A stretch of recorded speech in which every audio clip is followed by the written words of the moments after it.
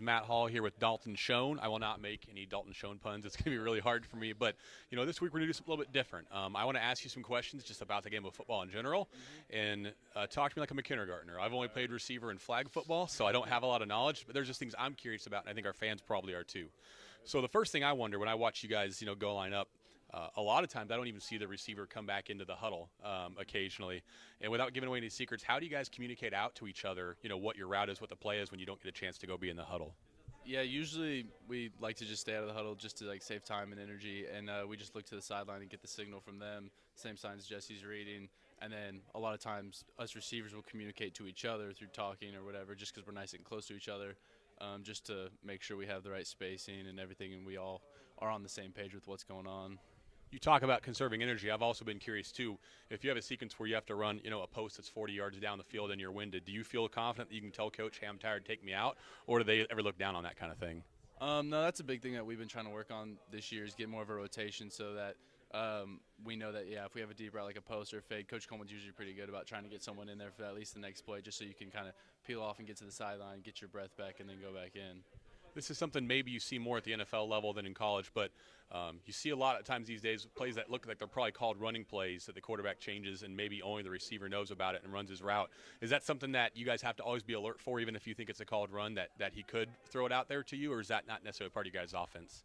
A lot of times we'll have some plays with a run or a pass option on it, so we can keep the defense on their toes a little bit.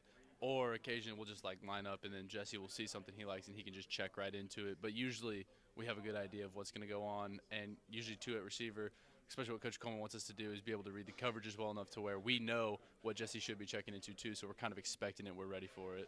Makes perfect sense. A lot of us play Madden or college football and think we understand the sport because we'll call a play and pick one receiver we're going to throw to.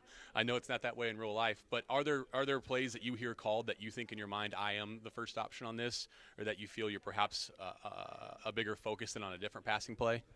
Yeah, Coach Snyder's big focus is always saying that everyone's the intended receiver, which I think is really important, that everyone runs their route like they think they're going to get the ball. But I will say there's definitely plays where who we're trying to emphasize or who we're really trying to get the ball to, and then who the second and third and fourth reads are. So you definitely know where you think the ball is going to go, but I think it's big most of the time that you kind of always think you're going to get the ball just so you run your route hard enough. This is a question I think people hear a lot, but it sure looks like you guys as a group of receivers take a lot of pride in your blocking and the running game. And I know the answer to that is a yes. But how much focus does Coach Coleman put on that compared to perhaps the passing game? When he's watching film, is that just as big of a focus as you guys running routes and making a threat catching the football?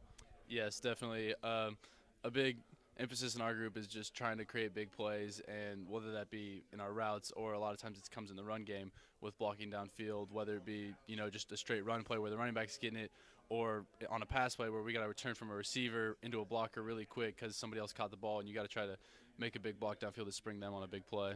I think the last thing I have for you, at what point after a loss like this that I'm sure is disappointing for you guys, does the team feel like it has to flip its mindset and move forward? Is it Sunday? Is it Monday?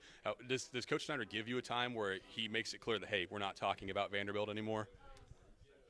I don't know if I'd say there's an exact time frame, but I think it kind of comes for us, given a bye week this week, we have a lot of time to kind of think about it, so we've been focused a lot on making corrections because we know we made a lot of mistakes.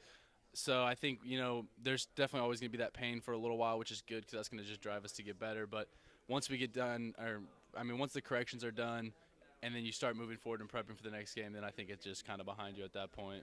Okay, I lied. Last question. Would you rather have a game this Saturday?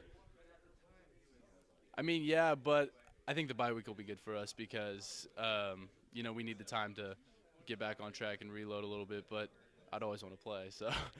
Hey, thanks for the time. Dalton Schoen, everybody.